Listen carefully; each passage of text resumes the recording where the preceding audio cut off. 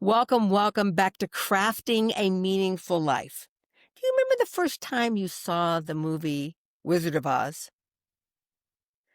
I remember very well, and I was just little. I was 5. And it hadn't, because I was born in 1953, so it really had not been a movie very long. And when it came out with that color, when she stepped into Oz, that was a brand new thing. You know, Universal Technicolor. We just didn't see movies like that. And I remember sitting in our living room watching it on TV. And if you remember, the wizard gives a gift to all 3 of the characters. He gives something to the Tin Man, he gives something to the Scarecrow, and he gives something to the Cowardly Lion. And when it came time for the Tin Man, he bangs on his chest and he says, "Do you hear that? It's hollow. I have no heart." And then the professor gives him a diploma and he says, "I award you the diploma of a philanthropist." And the Tin Man looks at him quite oddly. And he said, "What is a philanthropist?" And the wizard said, he's a do-gooder. He's someone that does good deeds. Can I just tell you the profound effect that had on me at age 5? And I thought, that's what I want to be. I want to be a do-gooder. I want to do good deeds all my life. And from that time on, I made it kind of a goal that was out in front of me to be a do-gooder.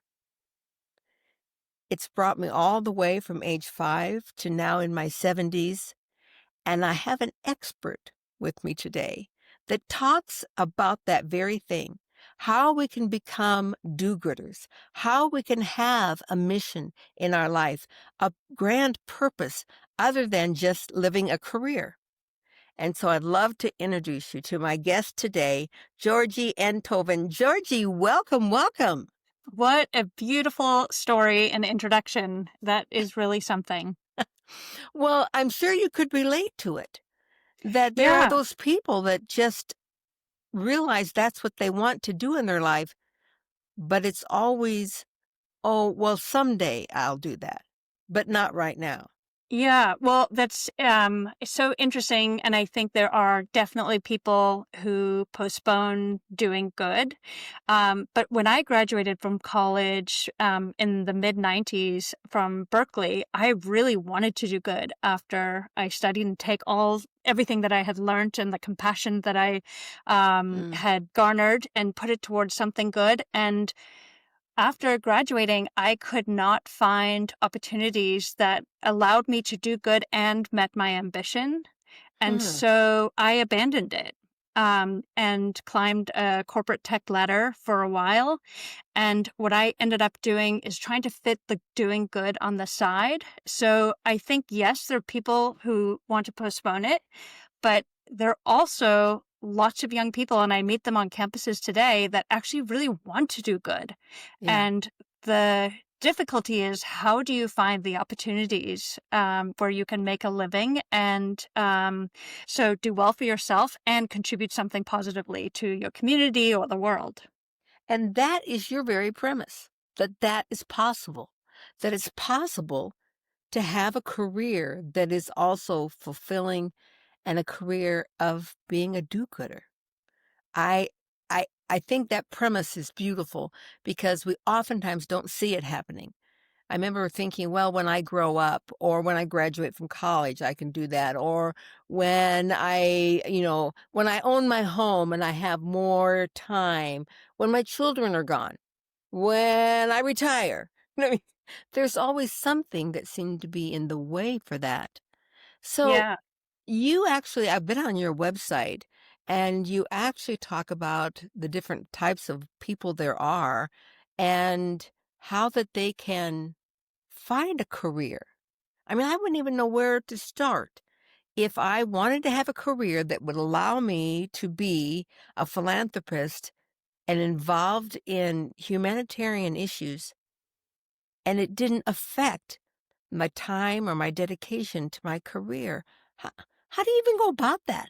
Yeah, what a great question. And I think that's sort of what the crux of my issue was when I was younger and then going to business school having the same issue is we often assume that it's sort of an either or decision. So you're either going to a not-for-profit with an incredible cause, and it might be even really small, but it's something you believe in, or you have the choice to go very corporate, and maybe that's banking Mm, or consulting or in a consumer goods company or tech.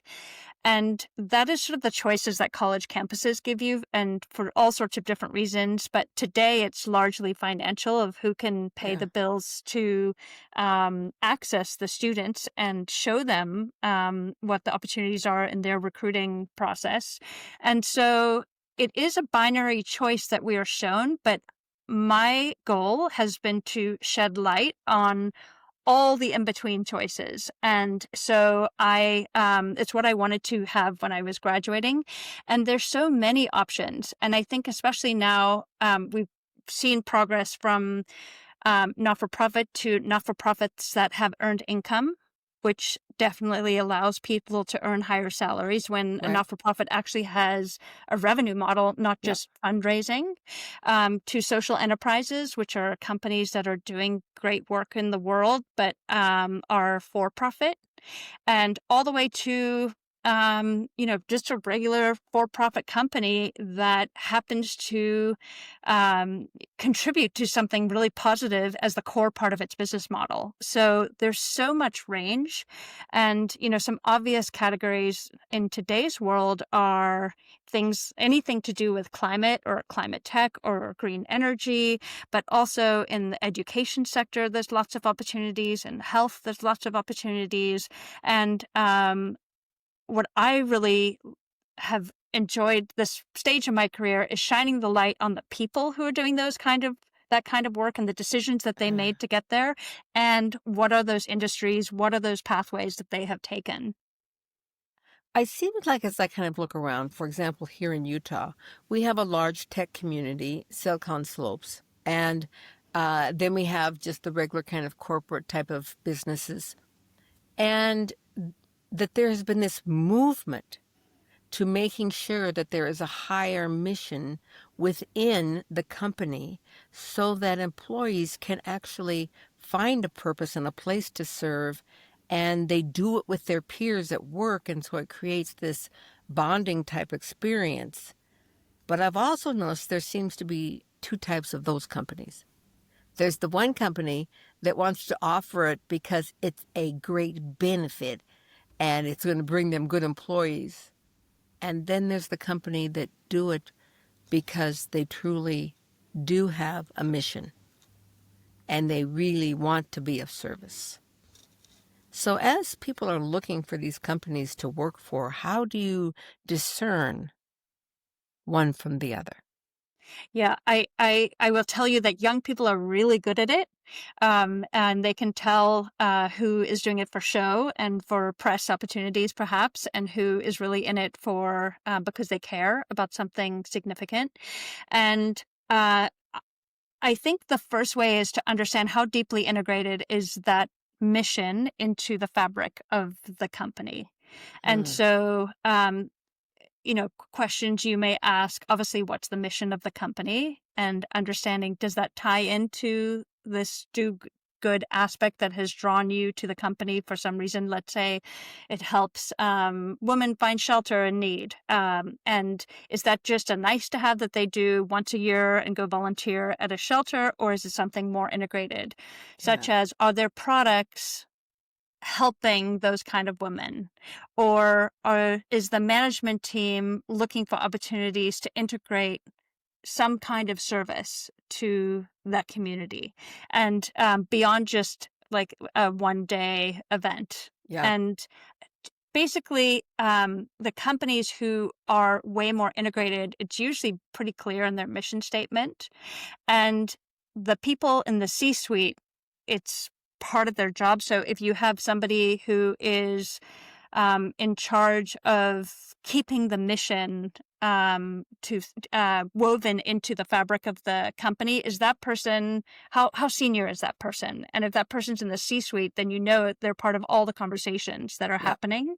Yep. And even board members, are board members invested in the mission being part of the company and what it does? But lots of companies will try and attract, especially young talent who really care about there being more than just work, and try and sort of have some poster child of a cause that they're involved with lightly. And I think after digging around pretty quickly, you can figure out if it's for show or if it's actually real. But Right. even if it is for show, I believe that in any company, you can find meaning and create purpose for yourself. For So yourself and for those around you. yeah, You and can be the light.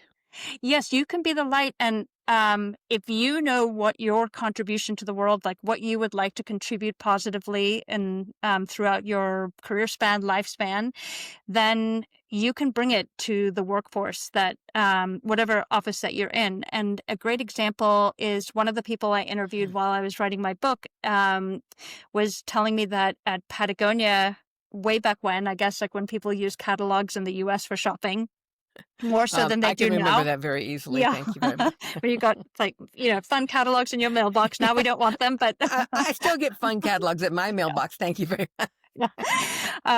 But there was a woman at Patagonia who asked her management team and said, I'd really like to print these on recycled paper. And their particular brand is Yeah. obviously very experiential. So the photographs matter. And so they said, if you can find the same quality where we can still showcase the amazing photographs that we take of people using our products and the experiences that they have that are so inviting to use products like Patagonia's, then we are up for it if you can figure out the cost that it's Yeah. similar plus the quality. And she was able to do that. But not only did that change how the catalog was printed in Patagonia, but she started a ripple effect of all companies. Mm. And so I think that's such a great example of what kind of ripple effect could you have if there's something that you integrate into your company, and it's not necessarily has to be a competitive advantage for that company. It can just be doing good business, and your contribution can be way larger than the footprint of the company you work for. Yeah, I love all of that. But I always think that there is that sense that greatness does not flow from the bottom up, that greatness does flow from the top down. And so you can be on this level and you can create greatness for your own self. But I also think to look to the CEO. What kind of a life does he live? Most CEOs of major corporations, or really of any corporation, you can read about them online, on LinkedIn, on all sorts of different places. You can, ask you Google AI about this guy or this woman. And if it doesn't mention something about their philanthropic work, if nowhere in your search about this person is there notations about programs he's implemented, and I use the pronoun he, meaning both he or her, that perhaps it is a lower level priority. But when you see that out there, that the CEO, because that's allowing the greatness to flow down from him as well. And it's Yeah. a lot easier of a battle. In fact, it's not a battle when the CEO down is supporting those things as opposed to fighting, at the bottom, trying to keep that piece going. Yeah. And so perhaps a good question if you're looking to join an organization is, can you give me an example where whatever level you're going in at, mid-level, entry-level, employee has a good idea and is able to get that implemented throughout the organization?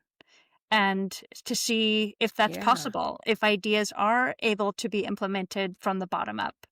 And there are lots of places where that is possible, but not all of them. And you're right. If from the top it's aligned, that obviously makes it a lot easier. a lot easier. And in I the never even, Patagonia example, yeah, it was aligned, yeah, from top down and bottom up.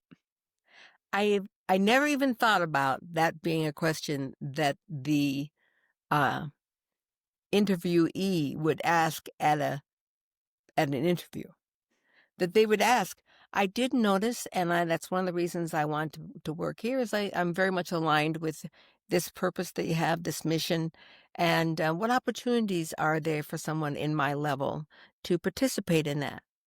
And I think just from that response, you'll know whether or not, if they're like, oh, well, yes, you can do this, and there's all this, and we have this over here, and or it's like, I don't really know. Let Well, me get that's back to you outside on the that. scope of the job. Your job is programming. Yeah. And I think they do something on Saturdays you can show up and they might stuff like backpacks or something, I mean, so really you can get a sense and go after this kind of a position Yeah. where it can be yours. But it's a question, those kinds of questions we are not accustomed to asking. So Right. we ask a lot of young people, or even, you go for a dinner and you're in New York City and you turn to the person next to you and you've met them for 2 minutes and you say, what do you do? And we don't ask, what do you care about? And often the more interesting question is, what do you care about in the world? What's important to you? And that actually opens up all sorts of adventure and interesting conversation versus marketing, operations, and especially as jobs are changing so fast these days, and AI really will change the way that we work in many, many ways.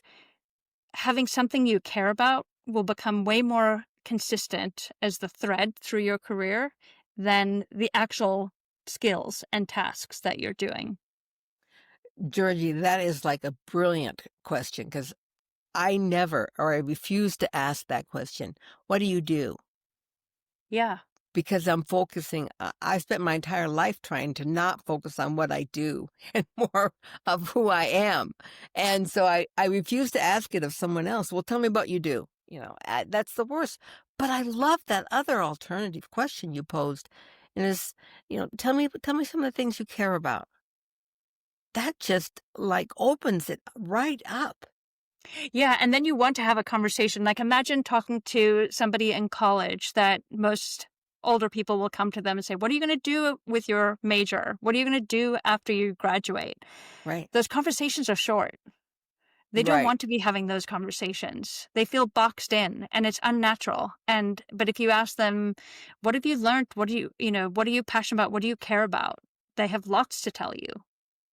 So true. And that's Yeah. just like a conversation killer to ask, what do you do? Yeah. There's, yeah, I'm a programmer. That's about it. That's what I do. But what do you care about? I love how that opens that right up. And then even if they give a short answer, you can just follow up with it. Well, tell me about that. Where did You that know, happen at 5 years yeah, old in, yeah, yeah. watching your movie? Yeah. Because when I was in college and I was coming out of college, you either decided you wanted to have a career and you were going to have a job, or you were treading water until you got married and could then just be a mom, or you joined the Peace Corps. And those were the three options for women. And that there wasn't ever seen you could do this and still do something you care about. We have come so far in our generations now, and what you're talking about, that you mean we can have all three? We don't have to choose between career and mom and a mission in life of being of service? We really can have it all? No, I would definitely, I don't believe, I think we can have it all at the same time. And I think that pressure on women is really hard. But what I do Hard. think is you can think about what you want to do is, what is the contribution you want to make?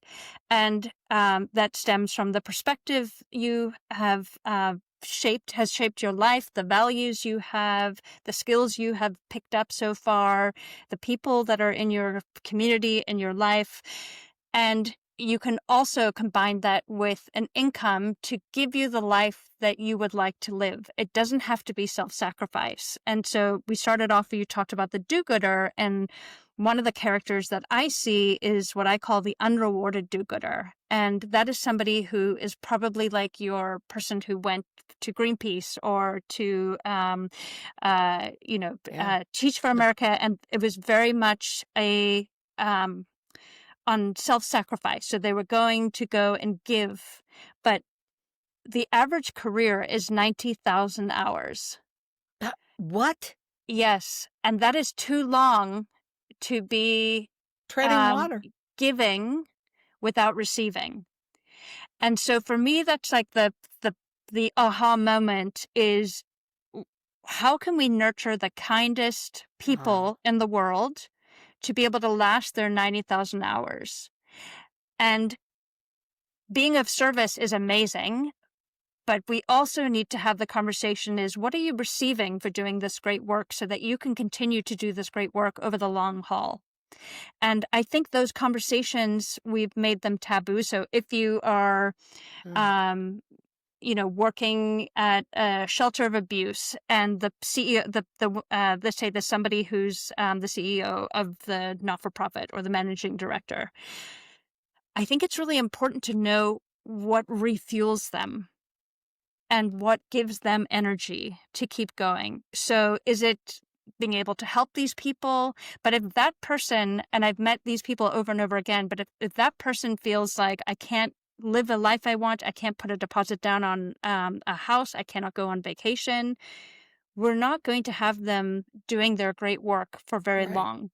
And that is, I believe we're at a time in the world where we really need those good people to have a larger stage and a larger voice. And so part of my mission is, how do we get those people into C-suites and boardrooms where they can raise their hand and ask the empathetic, compassionate questions that we need to be asking at a high level where they can have a lot of influence, versus keeping them small in places where they are not able to reach their full potential. And I'm not saying that at a not-for-profit you can't.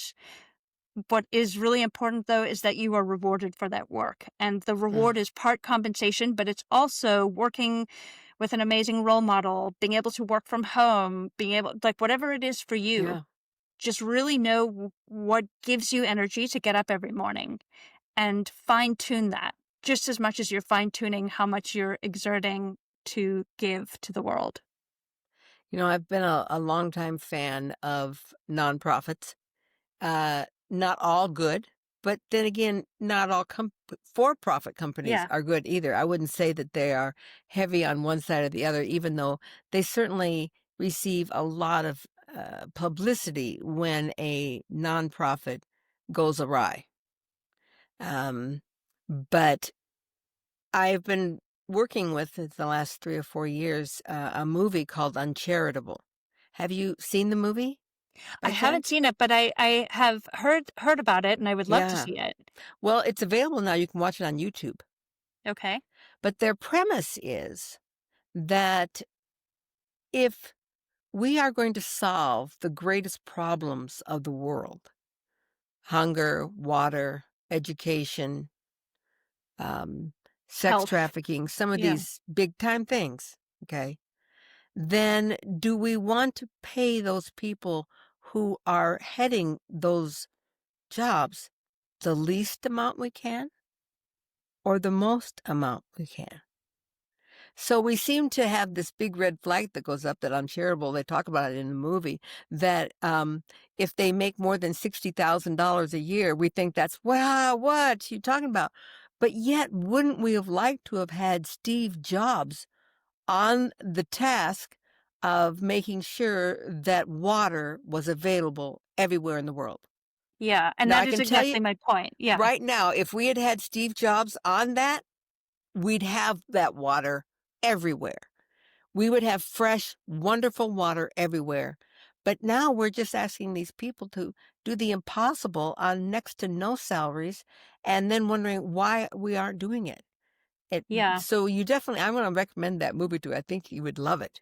Yeah, and not only that, what I've also seen in the not-for-profit sector where people are not earning enough income to have enough savings, so they stay in the jobs for a long time because they need the earnings every year. Right. And sometimes the younger talent does not see mobility in those organizations and opportunities for themselves coming in. Mm, And so that turns them off as well. So when the financial incentives, or what I call really the compensation, is anything giving you energy, anything that's rewarding you for your work, is not aligned, then there are all sorts of unintended consequences of that. And actually, we really need all the not-for-profit sector to work well with the for-profit sector and government to solve many of the world problems we yeah. have. We have But to work together. yeah, yeah. But it's important to know um, what is important to you, what you care about, and how you personally want to be rewarded. So if you are somebody who is doing amazing work on the world and you notice you're envious of your friends going to sit on a beach for a week and you think, I can't do that, that's an indication that maybe things need to change. And what I have Mm, seen in what the work that I've been doing is often there are alternatives to have the same impact or more in a different environment than you're in once you acknowledge that you can have both. And so an example would be I had coached a young woman, pretty new, freshly out of college, a really top university, and she wanted to end factory farming. And she was helping educate uh, organizations to understand what factory farming involved. And she had a very small footprint and a very small budget. And we talked about the impact she wanted to have. And we said, okay, what if we flipped it? What if you grew regenerative farming instead of focus on ending factory farming? And it may actually have the same effect, but there is income opportunities with regenerative farming that allowed her to actually work in the finance world and earn mm, significantly more and have a way larger impact on what she wanted to have. And it may sound indirect, but in her case, it was growing something versus canceling something, and for the same, end result. And so that is where we have societal systemic issues that are in our way of doing good, but we also have our own internal blocks, and those are easier to manage than the societal ones. Yes, we've got to right. do both, but when it's internal, you have more agency to change that. Absolutely. So, this is kind of a personal question, Georgie, so I hope you're okay with this. But I know you were born in South Africa, and you have a little bit of your accent still, which is so fun. And what part of South Africa did you live in? So I was born in Johannesburg, In and Joburg. I Okay. left when I was 11. Okay. Yeah, I have to say I didn't have the best experience in Joburg because what do you mean I can't go out and just walk around the block when it's what do you mean it's not safe? I have to have an escort or they will drive me someplace I can walk. The whole concept of that was foreign to me. Yeah, Um, it's but true. but while I was there, I became aware of an organization that I still am involved with, north in Pretoria of South Africa Cares for Life, and to go up there and to see the plastic cities and to work in those cities. And it affected me. I've been more involved in Africa since that time I visited up there. I had never even thought I'd go to Africa, let alone devote. I've been to Africa now, well, 5 times and going again this fall. And, and then you moved to the United States to San Francisco. Well, it was a little bit of a a, a scenic route to get there, but yeah. Okay.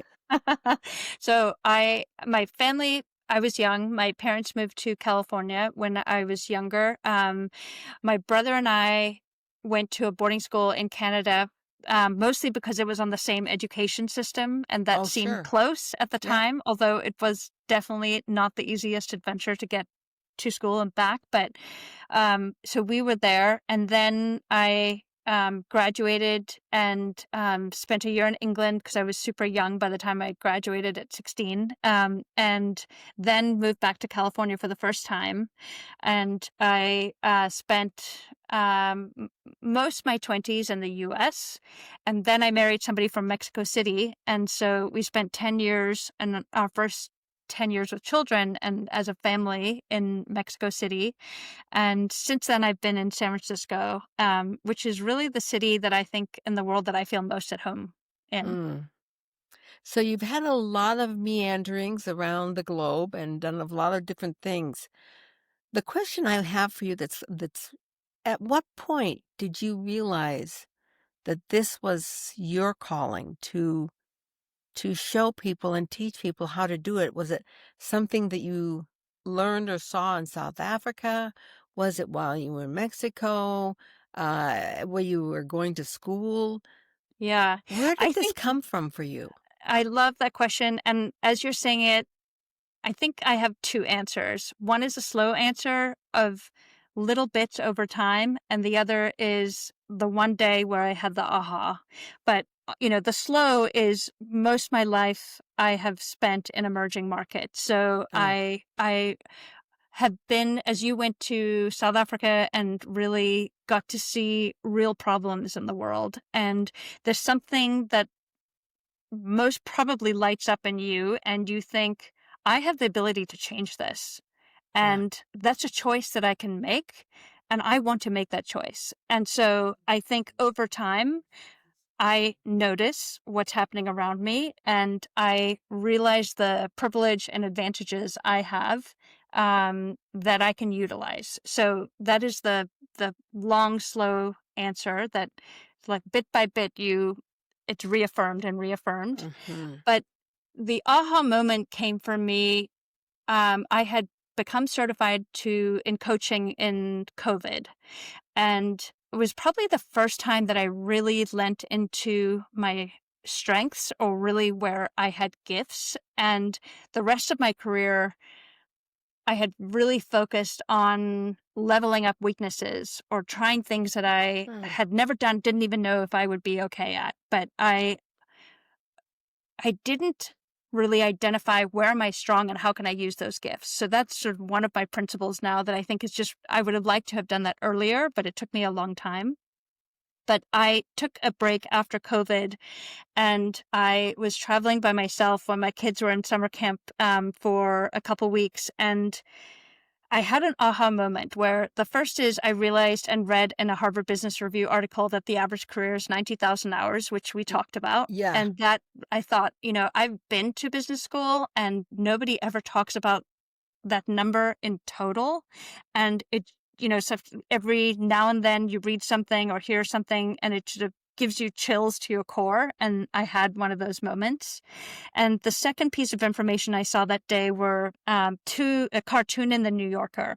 And it was two ladies sitting on a sofa, and in the background was hurricane, tornado, floods, and all the weather issues. And they look at each other and say, I don't think giving up straws is going to be enough. And, that plus the 90,000 hours, like the light bells were going Yeah, off. yeah, And then the third piece is the UN at the time came out with their pretty, um, chilling report that we really need to curb emissions to the 1.5 degrees, or else we lose control of being able to reel it back in. And yeah, there was all sorts of conservative analysis done, and best case, worst case, and um, it was sort of put all the alarm bells on. This is a big deal. We need to change the way we are. And I just thought, as I was watching container ships, passing by I was in Portugal at sea, and just thought, how do we stop this? I don't know how we change this. And I thought, okay, well, that's my calling. I need to figure out how you can use your 90,000 hours for good. And during that process of deciding that I was going to write a book and start a podcast, I realized that it can't just be for good, because you can't convince ambitious people to not earn income. And so then I ended up, okay, well, so how can they earn income and do good? And at least let's show those opportunities. And that's really what the aha moment was for me. It's a very profound aha moment, and I love that because when you realize it's 90,000 hours, Yeah. there's no way you can reach to generate a second 90,000 hours in your lifetime to do your second career or what really has your passion. Yeah. And for me to real, I was probably 50,000 hours in by the time I realized really what I wanted to do. Yeah. And so Wow. the scenic route is beneficial for all sorts of reasons, but what if I got to do that earlier and the good that I Yeah. could do with it? So that's what excites me. And yeah, I think that is the opportunity is to try and shorten the cycle for you to get to the point where you really know what it is that you can sink your teeth into and be known for. Absolutely. I I had a dream in my early 30s after I had started my company. And I remember it so vividly, even now. We're talking 40 years later. And I dreamed I was in my office and I looked out into the front lobby and there were two angels sitting out there. And people would come in and the angels would ask them, "What is it that you need? How can we help you today?" And they would interview them. Then they would take that list and bring it into me. And I would look at it and I would tell different people how to help these people. And that was it. That was the entire dream. I decided I probably should never tell anyone that dream because that sounded like I was crazy.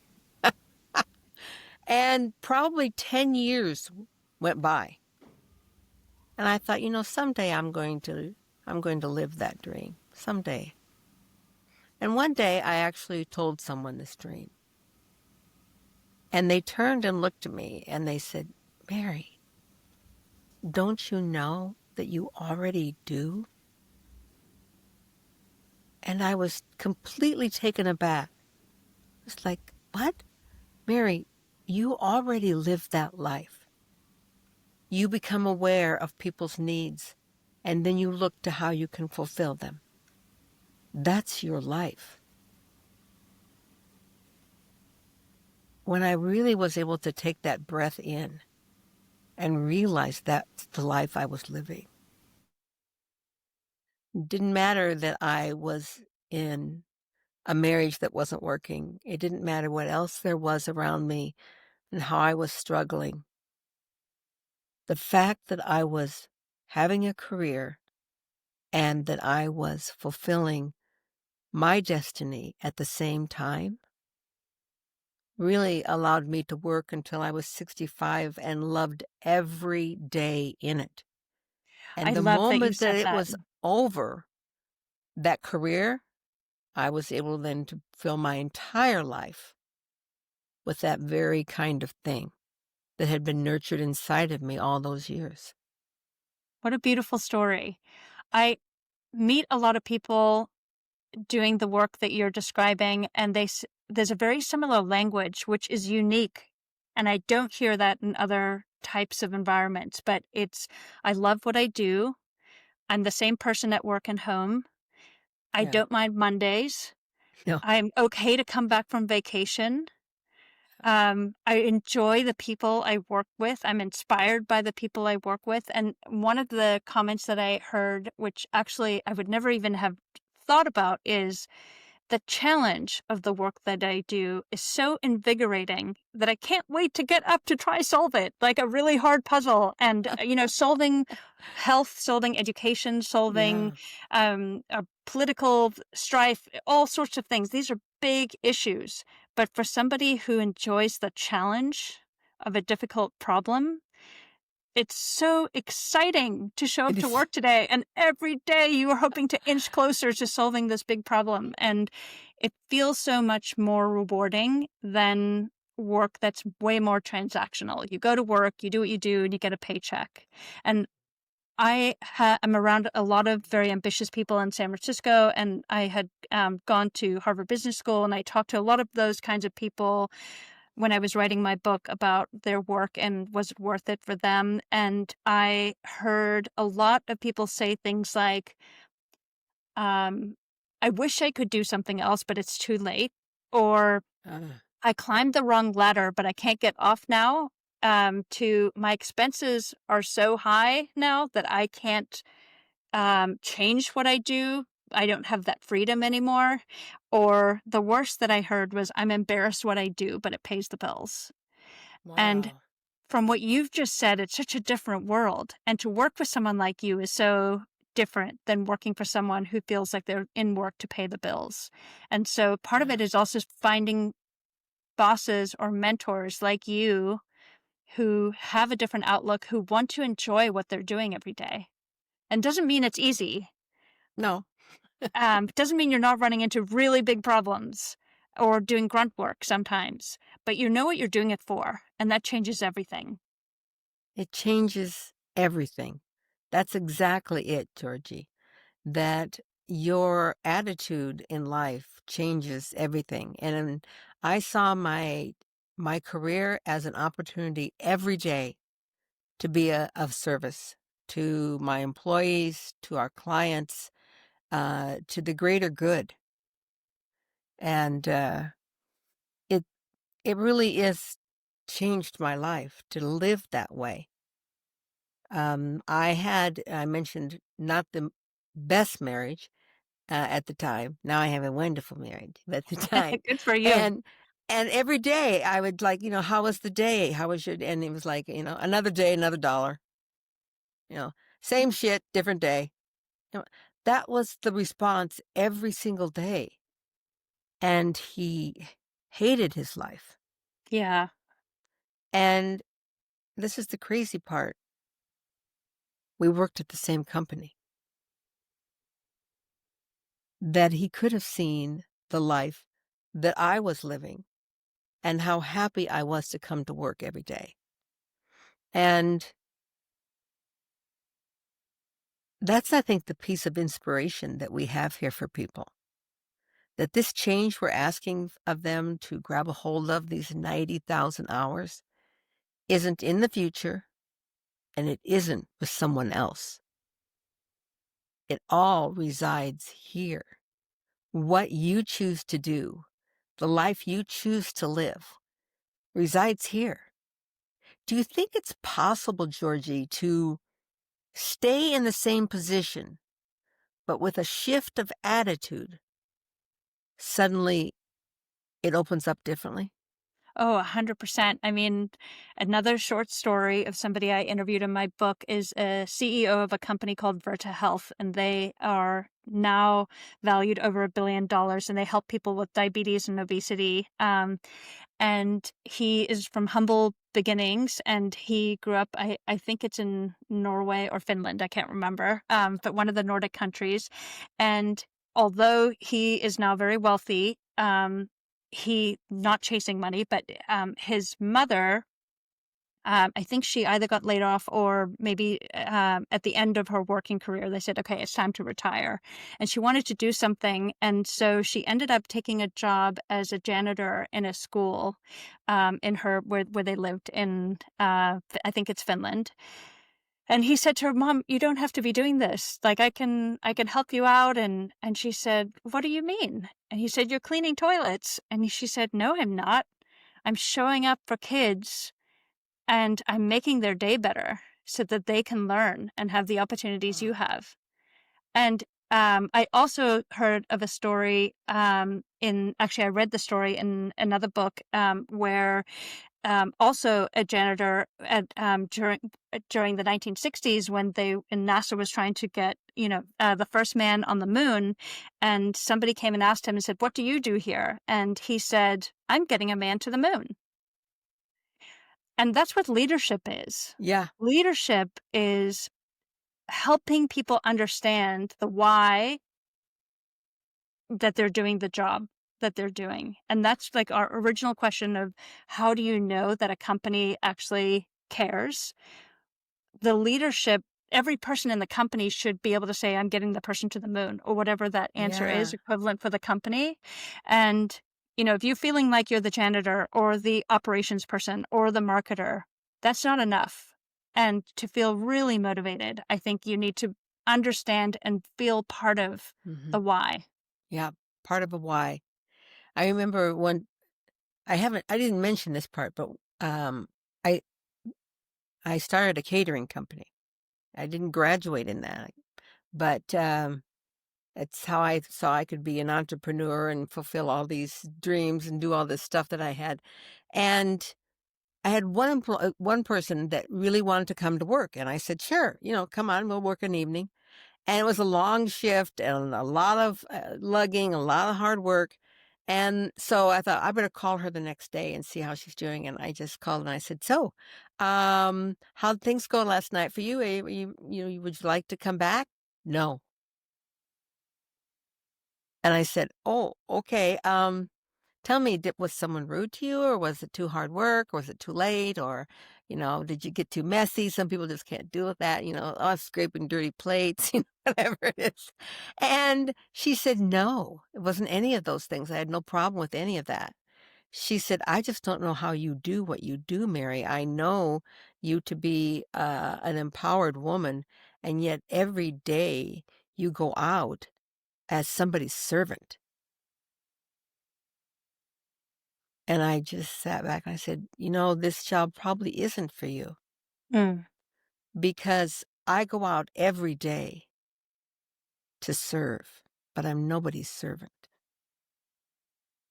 But I go to serve every single day and I love it."